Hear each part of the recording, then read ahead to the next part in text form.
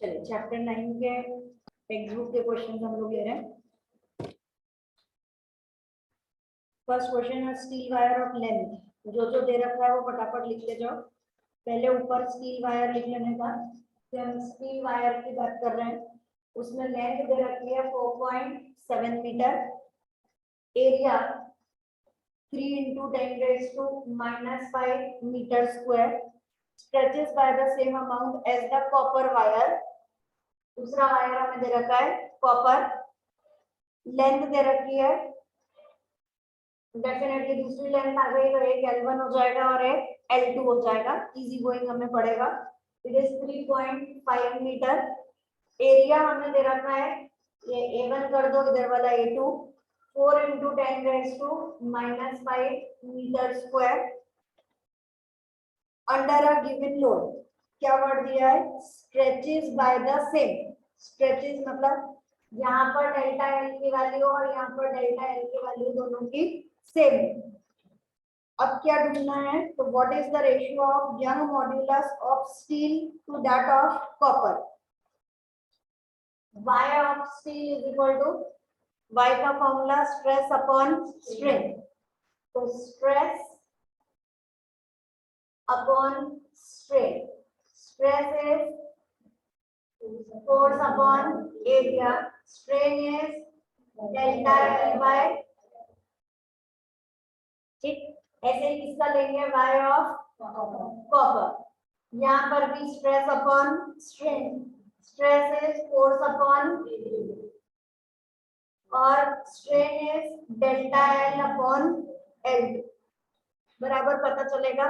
अब दोनों को डिवाइड कर दीजिए, जब दोनों को डिवाइड करोगे तो it is F upon A1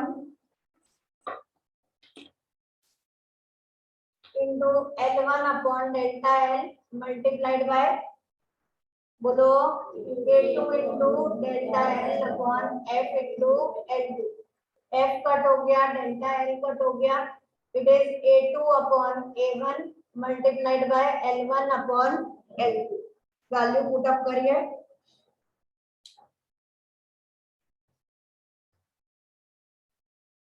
answer आपका आएगा 1.79, अप्रोक्सीमेटली इट इज 1.8।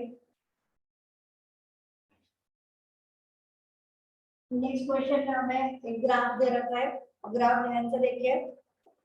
एक ऐसी लाइन उसके अंदर से ढूंढी है जो हमें एग्जैक्ट नंबर पर क्रॉस कर रही हो, मतलब हमें यहाँ पर बोला है कि what is the young modulus, तो यंग मॉड्यूलस का फॉर्मूला स्ट्रेस अपॉन स्ट्रेन। तो ऐसी कोई जगह जहाँ पे स्ट्रेस एग्जैक्ट वैल्यू दे रहा हो, कौन सी वैल्यू है, वेरी गुड, इट इज 150, और उस वक्त स्ट्रेन की वैल्यू हमारे पास में आ रही है 0.002, तो definitely y is equal to stress की जगह 150 अपॉन 0.00, ठीक, ये आपका स्ट्रेस हो जाएगा, सॉरी ये आपका यंग मॉड्यूलस हो जाएगा। नेक्स्ट क्वेश्चन उसमें पूछा है approximate yield strength for this material. Approx पूछा है, जहां से उसने अपना पार्ट चेंज करना चालू कर दिया, जहां पे हुक्स लॉ ओबे करना बंद कर दिया, कौन सी लाइन आ रही है, अप्रोक्स वर्ड है 300 है ना, बस 300 तो जरा सा नीचे की तरफ को प्रेजेंट है, तो हम लोग उसकी वैल्यू लेंगे, इट इज 300। और स्ट्रेस को उन्होंने साइड में देखिए, जो आपका y एक्सिस जा रहा है उसमें स्ट्रेस के साथ वैल्यू क्या दे रखी है 10⁻⁶, तो जब आप ये 150 लेंगे तो भी आपको साथ में क्या लेना है 10⁻⁶, और जब आप उसका b पार्ट लेने जाएंगे तब भी आपको लेना है 300 × 10⁻⁶। ये आपका फाइनल आंसर, यूनिट आपकी जाएगी न्यूटन पर मीटर स्क्वायर। ए पार्ट का आंसर 7.5 × 10⁸ न्यूटन पर मीटर स्क्वायर, और सेकेंड वाले का 3 × 10⁸ न्यूटन पर मीटर स्क्वायर। थर्ड क्वेश्चन लेते हैं। स्ट्रेस स्ट्रेन ग्राफ दो मटेरियल के हमें ए और बी के लिए दे रखा है। पूछा है which of the material has the greater Young modulus, तो y is equal to stress upon strain, जिसका कर्व ज्यादा ऐसा आ रहा हो, स्ट्रेट बिल्कुल ऐसा वाला, उसको हम लोग ज्यादा वैल्यू मानेंगे। ए और बी में से किसका ज्यादा दिख रहा है? बी का तो टेढ़ा दिख रहा है। ए का बेटा स्ट्रेस अपॉन स्ट्रेन, ये वाला कैसा दिख रहा है कि भाई आपके पास स्ट्रेस की वैल्यू अच्छी दिख रही है स्ट्रेन के कंपैरिजन में। तो ऊपर स्ट्रेस आता है, नीचे स्ट्रेन आता है। ऊपर की वैल्यू बड़ी होगी तो पूरे y की वैल्यू भी बड़ी कहलाएगी। तो a की वैल्यू ज्यादा एज कंपेयर टू b। उसके बाद उन्होंने बोला है कि विच of the two is stronger material. तो कौन थोड़ी देर बाद ब्रेक डाउन हुआ, ए वाले को उन्होंने ऐसा ऐसा दिखाया है और बी वाले को उन्होंने खाली यहाँ पे बढ़ा के और खत्म कर दिया। इसका मतलब ए ने थोड़ी देर तक ज्यादा स्ट्रेस बेयर किया, उसके बाद टूटा, बी वाला तुरंत टूट गया। तो स्ट्रॉन्गर कौन कहलाएगा? A is stronger. तो ए का वाई ज्यादा और ए ही स्ट्रॉन्गर। बट रीजन क्या रहेगा? पहले वाले में रहेगा slope is greater in A, so y is greater. और दूसरे वाले का रीजन रहेगा कि फ्रैक्चर पॉइंट या ब्रेकिंग पॉइंट जो है it comes late as compare to the B part, B material.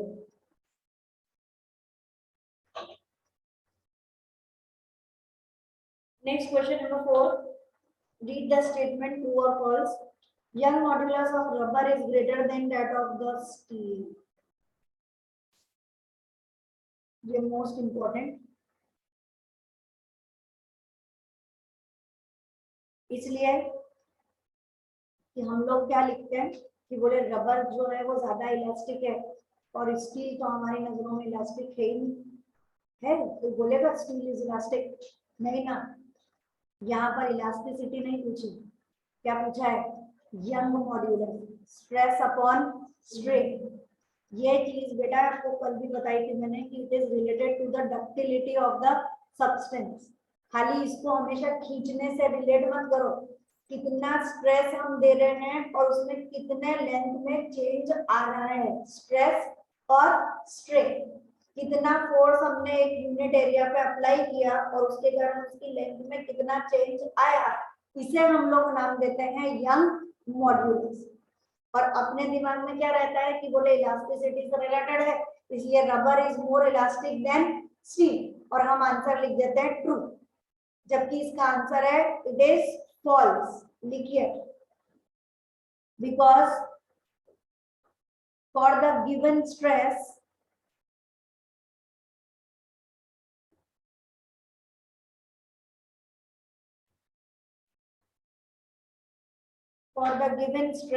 there is more strain, समझा दूंगी मैं 2 minute. there is more strain in rubber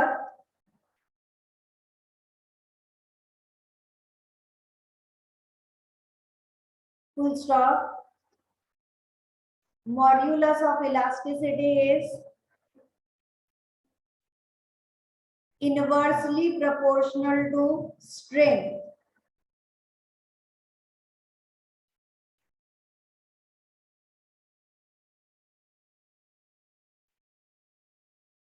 अब देखिए इसको एक बार, तब क्लियर हो जाएगा कि क्या बोल रहे हैं अपन। अपन ने बोला है y is equal to stress upon strain, ठीक है। ये हमारे लिए फॉर्मूला हो गया।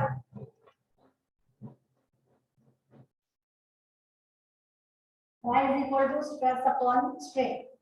अगर हम स्ट्रेस सेम रखें तो हम लोग क्या बोल रहे हैं कि रबर के लिए स्ट्रेन की जो वैल्यू है वो ज्यादा होगी as compare to that of the steel, है ना। स्ट्रेन मतलब खींचना, तो जो खींचने की वैल्यू है वो रबर की ज्यादा और स्टील की कम। कौन सी वैल्यू? स्ट्रेन की वैल्यू।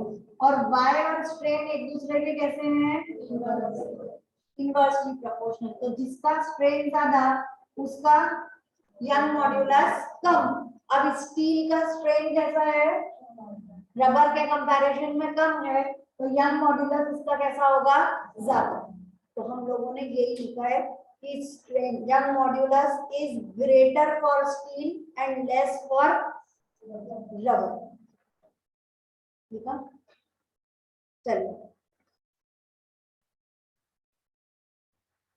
इसी का B part, the stretching of a coil is determined by its shear modulus. लिखिए ट्रू।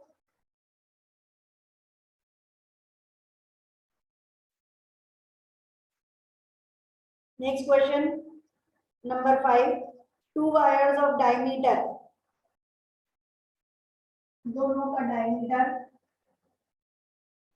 सेम है 0.25 सेंटीमीटर, तो रेडियस हो जाएगा 0.25 अपॉन 2 इंटू 10⁻⁻2 मीटर।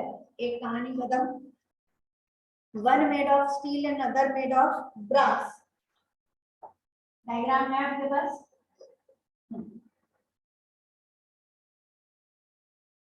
एक जो है स्टील से बना हुआ है और दूसरा जो है वो ब्रास का बना हुआ है।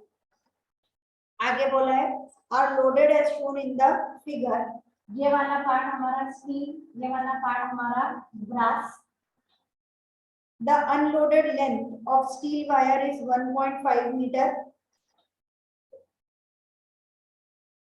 अनलोडेड मतलब जब स्ट्रेचिंग अकर नहीं हुई, एल की जो वैल्यू है। अनलोडेड का मतलब जब लोड करोगे तो खींचेगा, खींचेगा तो डेल्टा एल आ जाएगा। अनलोडेड का मतलब जब सिर्फ एल की वैल्यू थी, बिना खींची हुई, बिना स्ट्रेच करी हुई वैल्यू, तो L for steel wire is 1.5 metre and that of brass is 1 meter.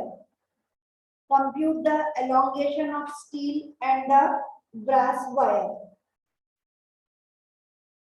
ठीक, क्या ढूंढना है? डेल्टा L1 और डेल्टा L2। और क्या दे रखा है हमें? मासेस दे रखे हैं यहाँ पे 4 kg और 6 kg। जिनकी नई बुक है, पुरानी बुक है, चेक कर लीजिए। यंग मॉड्यूलस ऑफ स्टील आपको लेना है। चैप्टर के स्टार्टिंग में लिखा हुआ होगा, चैप्टर मतलब जहाँ पे ये अरे जहाँ पे क्वेश्चन स्टार्ट हो रहे हैं वहां पर ऊपर दिया होगा। नहीं दिया है तो इस क्वेश्चन में आगे लिख लीजिए, Young modulus of steel is 2 × 10⁻11 लिख लीजिए, और Young modulus of brass is 0.91 × 10⁻11।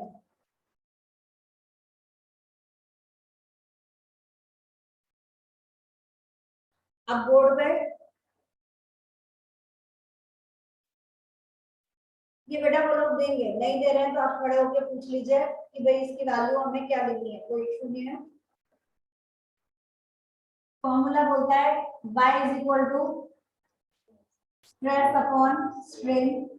मैं वापस दोबारा वहां नहीं लिखूंगी, इसीलिए मैं कॉमन लिख रही हूँ। y = stress upon strain, stress = force upon area, strain = delta L/L। अब फोर्स भी हमें इस क्वेश्चन में कहीं पर भी नहीं दिया, तो फोर्स कितना ले लेंगे? नीचे की तरफ लग रहा है फोर्स, तो इट इज mg। उसके बाद में L, एरिया इज πr² और साथ में डेल्टा L। हमें क्या ढूंढना है? डेल्टा L ढूंढना है, तो क्रॉस मल्टीप्लाई कर दो।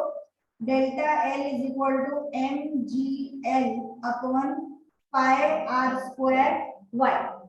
अब जो चीज समझनी है उस पर चलते हैं कि ये तो मैंने फॉर्मूला डिराइव कर दिया कि डेल्टा एल कैसे ढूंढना है। अब समझना क्या है कि मास कितना ले, क्योंकि जी तो आप ले लोगे कॉमन 9.8, एल की जगह L1 वाला और वहां L2 वाला, पाए दोनों के अंदर कॉमन है, r² दोनों के अंदर कॉमन है। ठीक है, y की वैल्यू यहाँ अलग आएगी, वहां पर अलग आएगी। कौन बचा? मास। अब मास के बारे में देखते हैं। मास में क्या होगा? कि जब हमने यहाँ पर 6 kg लगाया, ये नीचे खींच रहा है, तो स्टील वायर जो है, ये वाला जो वायर है स्टील वाला, इसके ऊपर कितना वेट लग रहा है? खाली 4 नहीं, साथ में कौन लग रहा है? 4 + 6, क्योंकि जब आप यहाँ से पकड़ के खींच रहे हो तो ये वाले वायर पे खिंचाव किसके कारण हो रहा है? ये वाला मास प्लस ये वाला मास।